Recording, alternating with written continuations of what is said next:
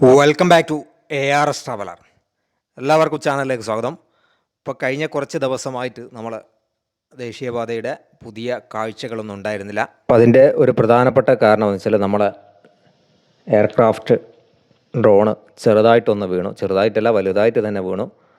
അപ്പോൾ കഴിഞ്ഞ കുറേ ദിവസമായിട്ട് ആളുകൾ നമ്മളെ കണ്ണൂർ ബൈപ്പാസിൻ്റെ വീഡിയോ എടുക്കാൻ വേണ്ടിയിട്ട് ഇങ്ങനെ കണ്ണൂർ ബൈപ്പാസിൻ്റെ വീഡിയോ എടുക്കാൻ വേണ്ടിയിട്ട് കഴിഞ്ഞ ആഴ്ചകളോളം ആളുകളിങ്ങനെ നിരന്തരം പറഞ്ഞുകൊണ്ടിരിക്കുകയാണ്. നമ്മളതിങ്ങനെ സ്കിപ്പ് ചെയ്ത് മുന്നോട്ട് നാളെ ചെയ്യാമെന്നിങ്ങനെ കരുതി മുന്നോട്ട് കൊണ്ടുപോയി.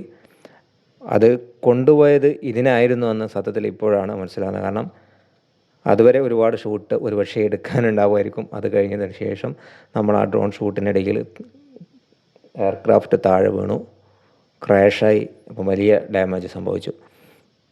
അപ്പോൾ എന്തായാലും അതിൻ്റെ ബാക്കി ഭാഗം എന്തായാലും നമ്മൾ ലാസ്റ്റ് കാണിക്കുന്നുണ്ട്. അപ്പോൾ നമ്മളെ ഇന്ന് വീഡിയോ എടുക്കുന്നത് നമ്മൾ കണ്ണൂർ മിംസ് ഹോസ്പിറ്റലിൻ്റെ മുന്നിൽ നിന്നും കണ്ണൂർ വഴി മുണ്ടയാട് വരെയുള്ള ഭാഗത്തുള്ള കാഴ്ചയാണ്. അപ്പോൾ നമ്മൾ കണ്ണൂർ നേരത്തെ ഉണ്ടായിരുന്ന ജംഗ്ഷനായിരുന്നത്. അപ്പോൾ ആ ജംഗ്ഷൻ ഇപ്പോൾ 6 വരിയുടെ വർക്ക് 3 വരി ഏകദേശം കംപ്ലീറ്റായി. അടുത്ത 3 വരിയുടെ ഭാഗത്ത് മണ്ണടിച്ച് ഉയർത്താനുള്ള വർക്കാണ് കാര്യമായിട്ട് ഈ ഒരു പ്രദേശത്തുള്ളത്. അപ്പോൾ കണ്ണൂർ ഭാഗത്തെ സംബന്ധിച്ചിടത്തോളം ഒരുപാട് മാറ്റങ്ങൾ വന്നിട്ടുണ്ട് എന്ന് തന്നെ നമുക്ക് പറയേണ്ടിയിരിക്കും. അതോടൊപ്പം തന്നെ വലിയ ടേണിങ്ങുകൾ, നേരത്തെ ദേശീയപാതയിലുണ്ടായിരുന്ന വലിയ ടേണിങ്ങുകളോടൊക്കെ വിട പറഞ്ഞ ഒരു കാഴ്ചയും നമുക്ക് കാണാൻ സാധിക്കും. സർവീസ് റോഡിൻ്റെ വർക്കും അതുപോലെ എല്ലാ വർക്കും ഇവിടെ അത്യാവശ്യം നല്ല രീതിയിൽ പുരോഗമിച്ചു കൊണ്ടിരിക്കുന്ന ഒരു കാഴ്ച തന്നെയാണ് നമുക്ക് കാണാൻ സാധിക്കുന്നത്. ഈ 2026 മഴയെ ഒരു പരിധിവരെ നമ്മുടെ ദേശീയപാതയിൽ നിന്ന് അതിജീവിക്കാൻ കഴിയുമെന്നാണ് പ്രതീക്ഷിക്കുന്നത്. എന്തായാലും ഒരുപാട് മാറ്റങ്ങൾ വന്നിട്ടുണ്ട്. ഈ കാണുന്ന ഇപ്പോൾ വാഹനങ്ങളൊക്കെ ബൈക്കൊക്കെ പോയിക്കൊണ്ടിരിക്കുന്നത് പഴയ ദേശീയപാതയാണ്. ഇത് റോഡ് ക്രോസ് ചെയ്തിട്ട് ഇതിലെയാണ് നമ്മൾ പുതിയ ദേശീയപാത കടന്നു പോകുന്നത്. നമ്മൾ വീഡിയോ എടുക്കുന്നുണ്ട്. ഇതേപോലെയുള്ള ഇലക്ട്രിക് ലൈനുകളാണ്. അപ്പം നമ്മൾ ഈ ഇലക്ട്രിക് ലൈന് കണ്ടപ്പോൾ നമ്മൾ ഓട്ടോമാറ്റിക്കായിട്ട് ഉയർത്തി. അപ്പം സ്ഥലപരിചയമില്ലാത്തത് നമ്മൾ വീഡിയോ എടുക്കുമ്പോൾ വലിയ റിസ്ക് ഉണ്ട്. നമ്മളിപ്പോൾ കൊയിലാണ്ടി, നന്ദി, പയ്യോളി ഭാഗങ്ങളിൽ എടുക്കുന്നത് പോലെ കണ്ണൂർ വിട്ട് മറ്റ് ജില്ലകളിലേക്ക് മറ്റ് പ്രദേശങ്ങളിലേക്ക് പോകുമ്പോൾ ആ സ്ഥലപരിചയക്കുറവ് നമുക്ക് അത് വിനയായി മാറും. അപ്പോൾ അത്തരത്തിലുള്ള ഒരു വിനയാണ് സത്യത്തിൽ നമുക്ക് സംഭവിച്ചത്. അപ്പോൾ കഴിഞ്ഞ ആഴ്ചയാണ് നമ്മൾ ഈ വീഡിയോ എടുത്തത്. ഇപ്പോൾ കുറച്ച് ദിവസം ലേറ്റായിപ്പോയി. അതിന് ക്ഷമ ചോദിക്കുന്ന മറ്റൊന്നല്ല.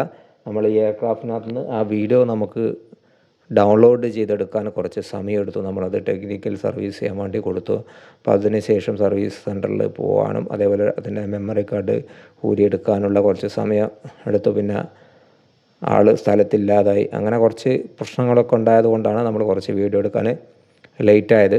അപ്പോൾ എന്തായാലും നല്ല സപ്പോർട്ട്, ഇതിന് നിങ്ങൾ അപാരമായിട്ടുള്ള സപ്പോർട്ട്, നിങ്ങളെ കൊണ്ട് ആവുന്നതിൻ്റെ പരമാവധി സപ്പോർട്ട് നൽകൽ വളരെ നിർബന്ധമാണ്. കാരണം വലിയ റിസ്ക്കാണ്. നമ്മൾ ഈ ദേശീയപാതയുടെ വർക്കിൻ്റെ വീഡിയോ എടുക്കുക എന്ന് പറയുന്നത് വലിയ ടാസ്ക്കാണ്. ഇവിടെ മനോഹരമായിട്ടുള്ള ഒരു മരം കാണുന്നുണ്ട്. ചെടിയല്ല, സത്യത്തിൽ ഒരു മരമാണ്. ഇപ്പോൾ റോഡ് സൈഡിലൊക്കെ കാണുന്ന ഒരു മരമാണ്. വളരെ രസകരമായ പൂക്കൾ മരത്തിൻ്റെ മുകളിലുണ്ട്. അപ്പോൾ നമ്മളെ കീത്തള്ളി ആ ഒരു ഭാഗത്താണുള്ളത്. അപ്പോൾ ഇവിടെ എലിവേറ്റഡ് ഹൈവേ ആണ്. ആ എലിവേറ്റഡ് ഹൈവേയുടെ 6 വരിയും നല്ല രീതിയിൽ പുരോഗമിച്ചിട്ടുണ്ട്. അപ്പോൾ ചില സമയത്ത് നമ്മൾ വീഡിയോ എടുക്കുന്ന സമയത്ത് ഇതൊക്കെ നമ്മൾ പരമാവധി ഉയർത്തിയിട്ടുണ്ട്. വീഡിയോ എടുക്കുന്ന ആളുകൾ പലപ്പോഴും നമ്മളൊന്ന് ഡ്രോണ് താഴ്ത്തി പിടിക്കൂ, കുറച്ചുകൂടി റോഡിൽ താഴ്ത്തി എടുക്കൂ എന്നൊക്കെ പറഞ്ഞുകൊണ്ട് കുറേ ആളുകൾ കമൻ്റ് ഇടും. അപ്പോൾ അത് താഴ്ത്തുന്നത് എത്രത്തോളം ഡേഞ്ചറാണ് എന്ന് നമുക്ക് ഇത്തരത്തിലുള്ള അവസരത്തിലാണ് നമുക്ക് ബോധ്യപ്പെടുക. അപ്പോൾ ഇവിടെയൊക്കെ എലിവേറ്റഡ് ഹൈവേ കഴിഞ്ഞു. അത് കഴിഞ്ഞ് നമ്മളെ ഈ തങ്കയക്കുന്ന് അതേപോലെ ആറ്റിടപ്പാറ അങ്ങനെയൊക്കെ പറയുന്ന ഒരു പ്രദേശമുണ്ട്. ഇവിടെയൊക്കെ മണ്ണ് മലയൊക്കെ ഇടിച്ച് താഴ്ത്തിയതാണ്. ആ താഴ്ത്തിയതിന് ശേഷമുള്ള 6 വരി പാത നമ്മളെ എലിവേറ്റഡ് ഹൈവേയിലൂടെ ഈ ഭാഗത്ത് കൂടെ. ഇവിടെയും ഇലക്ട്രിക് ലൈൻ കണ്ട, ഇതൊക്കെ ഇലക്ട്രിക് ലൈനൊക്കെ ഇങ്ങനെ ക്രോസ് ചെയ്ത് വേണം പോകാൻ. വലിയ ബുദ്ധിമുട്ടാണ്. അപ്പോൾ നമ്മളെ തങ്കയക്കുന്ന് ഭാഗത്ത് ഒരു ഓവർ പാസേജ് ഉണ്ട്. ആ ഓവർ പാസേജിൻ്റെ വർക്ക് പൂർണ്ണമായും കഴിഞ്ഞു. നേരത്തെ ഇവിടെ ആളുകൾക്ക് വലിയൊരു പ്രയാസം ഉണ്ടായിരുന്നു. കാരണം 2 ഗ്രാമങ്ങളെ കീറി മുറിച്ചുകൊണ്ട് ഈ റോഡ് കടന്നു പോകുമ്പോൾ അവിടെയുള്ള ആക്സസ് കംപ്ലീറ്റ് ഈ ഓവർ പാസേജ് നിർമ്മിക്കുന്ന സമയത്ത് ആളുകൾക്ക് അങ്ങോട്ടും ഇങ്ങോട്ടും പോകാനുള്ളൊരു സാഹചര്യം ഉണ്ടായിരുന്നില്ല. അപ്പോൾ അതിനൊക്കെ ഒരു പരിഹാരമായിട്ടുണ്ട്. അപ്പോൾ തങ്കയക്കുന്ന് കഴിഞ്ഞ് വീണ്ടും നമ്മൾ മുന്നോട്ട് പോകണം മുണ്ടയാട് ഭാഗത്തേക്കാണ്. അപ്പോൾ അതിനിടയിൽ ഒരുപാട് വയലുകളൊക്കെ ഉണ്ട്. വയലിൻ്റെ ഇടയിലൂടെയാണ് പുതിയ 6 വരി പാത കടന്നു പോകുന്നത്. പലയിടത്തും മണ്ണടിച്ച് ഉയർത്താണ്. അതേപോലെ തന്നെ മണ്ണടിച്ച് ഉയർത്തുന്നതിനിടയിൽ കണ്ടൽക്കാടൊക്കെ നിറഞ്ഞ പ്രദേശങ്ങളിൽ ഫ്ലൈ ഓവറായി എലിവേറ്റഡ് ഹൈവേ ആയിട്ടാണ് ദേശീയപാത കടന്നു വന്നത്. നമ്മൾ ഈ കണ്ണൂർ ബൈപ്പാസിൻ്റെ പ്രത്യേകത എന്ന് വെച്ചാൽ ഇതിലെ ഇലക്ട്രിക് ലൈനുകൾ, ഹൈ ടെൻഷൻ ലൈനുകൾ, ഹൈ ടെൻഷൻ അതെന്താണെന്ന് തോന്നുക പറയാം ലൈനിൻ്റെ പേര്, ആ ലൈന് വ്യാപകമായിട്ട് സബ് സ്റ്റേഷനൊക്കെ ഉള്ളതുകൊണ്ട് ക്രോസ് തലങ്ങും വിലങ്ങുമായിട്ട് ഒരുപാട് ലൈനുകൾ പോകുന്നുണ്ട്. അപ്പോൾ ഇതിലെ വീഡിയോ എടുക്കുക വലിയ ടാസ്ക്കാണ്. പിന്നെ അതേപോലെ തന്നെ ബൈക്കിലൊക്കെ വരും, അതിലും വലിയ ടാസ്ക്കാണ്.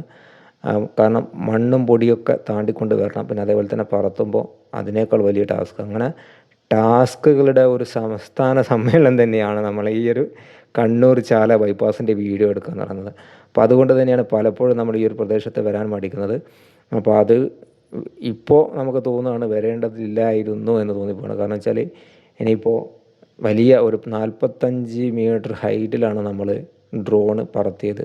അപ്പോൾ ആ 45 മീറ്ററിൻ്റെ ഹൈറ്റിൽ നിന്നാണ് ഇലക്ട്രിക് ലൈനിൻ്റെ ഭാഗത്ത് നേരെ തട്ടി താഴെ വീണ് നിലംപരിശായത്.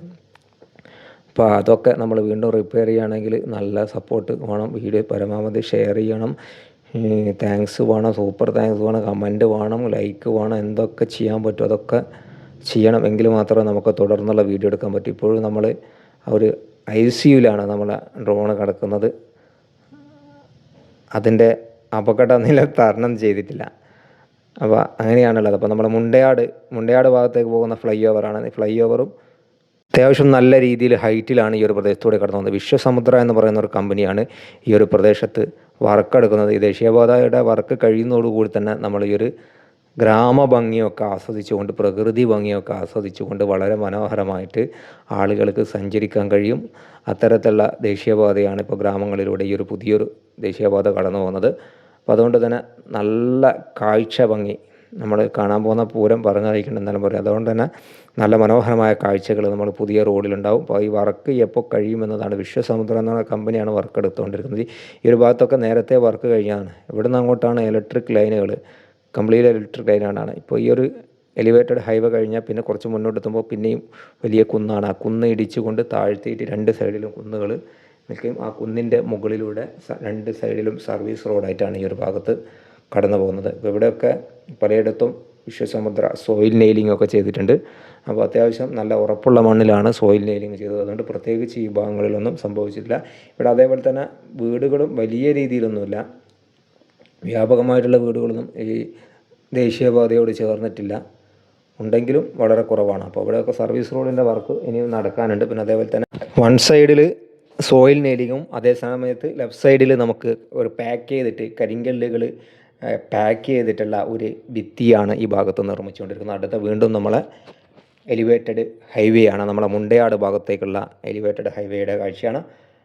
അപ്പോൾ ഇവിടെയൊക്കെ KSEBയുടെ സബ്സ്റ്റേഷൻ ഉണ്ട്. അതേപോലെ തന്നെ അതുമായി ബന്ധപ്പെട്ടുകൊണ്ടുള്ള ഒരുപാട് ലൈനുകൾ തലങ്ങും വിലങ്ങും ക്രോസ് ചെയ്ത് പോകുന്ന പ്രദേശമാണ്. ഇവിടെ 6 വരിയുടെ കോൺക്രീറ്റിങ് കഴിഞ്ഞു. ഇതിൻ്റെ മുകളിൽ താറിങ്ങിൻ്റെ വർക്കും അതോടൊപ്പം തന്നെ മറ്റ് വർക്കൊക്കെയാണ് നടക്കാനുള്ളത്. ഇവിടെയും അതേപോലെ തന്നെ എലിവേറ്റഡ് ഹൈവേ കഴിഞ്ഞാൽ വീണ്ടും കുന്നാണ്. കുന്ന് ഇടിച്ച് താഴ്ത്തിയിട്ടാണ് ഇവിടെയും 6 വരി പാത കടന്നു പോകുന്നത്. ഇരു സൈഡിലും സർവീസ് റോഡാണ്. അതിനിടയിൽ നമ്മൾ ഈ വീഡിയോ എടുത്ത ഈ ഒരു സമയത്ത് കാര്യമായിട്ട് ഇവിടെ വർക്കേഴ്സിനൊന്നും നമുക്ക് ഈ ദേശീയപാതയുടെ നിർമ്മാണ പ്രവർത്തനത്തിലുള്ള തൊഴിലാളികളെയൊന്നും നമുക്കിവിടെ കാണാൻ സാധിക്കുന്നില്ല. ഇലക്ഷൻ്റെ റിസൾട്ടിൻ്റെ ആ ഒരു സമയത്താണ് നമ്മൾ വീഡിയോ എടുത്തത്. അപ്പോൾ ആ സമയത്ത് ഈ ബംഗാളികളും മറ്റുള്ള അന്യസംസ്ഥാന തൊഴിലാളികളൊക്കെ നമ്മൾ കേരളത്തിൻ്റെ റിസൾട്ട് കാണാൻ വേണ്ടി പോയത് കൊണ്ടാണോ ഇവിടെ ആളില്ലാതായത് എന്നറിയില്ല. എന്തായാലും വർക്കേഴ്സിനൊന്നും നമുക്ക് ഈ ഭാഗങ്ങളിലൊന്നും കാണാൻ സാധിക്കുന്നില്ല. അപ്പം നമ്മൾ പറഞ്ഞു ഇവിടെ ഒരു എക്സ്കവേറ്ററും അതോടൊപ്പം തന്നെ ഒരു ടോറസും നമ്മൾ കണ്ട്. നമ്മളെ മുണ്ടയാട് ഭാഗത്ത് എത്തി.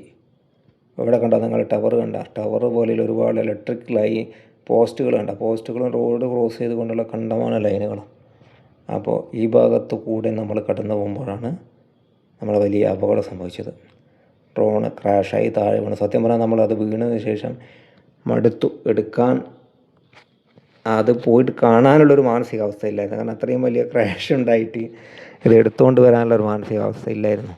ഇനി നമ്മൾ വീഡിയോ ഇതോടുകൂടി നിർത്തിയാലോ എന്ന് വരെ നമ്മൾ ആലോചിച്ചൊരു സമയമാണ്. ഈ കാണുന്ന ലൈനാണ് നമ്മൾ പെട്ടെന്ന് നമ്മൾ ഒരു 10-12 മണി ആ ഒരു ടൈമിനാണ് വീഡിയോ എടുത്തത്. അപ്പോൾ ചില സമയത്ത് ഇലക്ട്രിക് ലൈന് നമുക്ക് നല്ല സൂര്യപ്രകാശമുള്ള സമയത്ത് ലൈന് നമുക്ക് കാണാൻ സാധിക്കില്ല. ഒരു പക്ഷേ ടവർ പോലെ നമുക്ക് കാണാൻ സാധിക്കും. അപ്പോൾ അങ്ങനെ കാണാതിരുന്ന ഒരു സാഹചര്യം ഉണ്ടായി. നമ്മൾ ക്രോസ് ചെയ്ത് പോയി തിരിച്ച് വരുമ്പോഴാണ് അപകടം സംഭവിച്ചത്. അപ്പോൾ ലാസ്റ്റ് വീഡിയോ ആണ്. നമ്മൾ ഈ കാണുന്ന ഇലക്ട്രിക് ലൈൻ ഉണ്ടല്ലോ, ഈ ഇലക്ട്രിക് ലൈൻ തട്ടിയിട്ടാണ് താഴെ പോയത്. നമ്മൾ സെൻസർ ഉണ്ടല്ലോ എന്നൊക്കെ നമ്മൾ പറയും. സെൻസറൊക്കെ വെറും കേവലം ആപേക്ഷികം മാത്രമാണ്. അതിനൊന്നും നമുക്ക് വിശ്വസിക്കാൻ കഴിയില്ല. നമ്മൾ അടുത്ത ഫണ്ടൊക്കെ റെഡി ആയാൽ മാത്രമേ അടുത്ത ഡ്രോൺ ഷൂട്ട് തുടങ്ങുകയുള്ളൂ. അപ്പോൾ ഈ വീഡിയോ ഇവിടെ വൈൻഡപ്പ് ചെയ്യാണ്.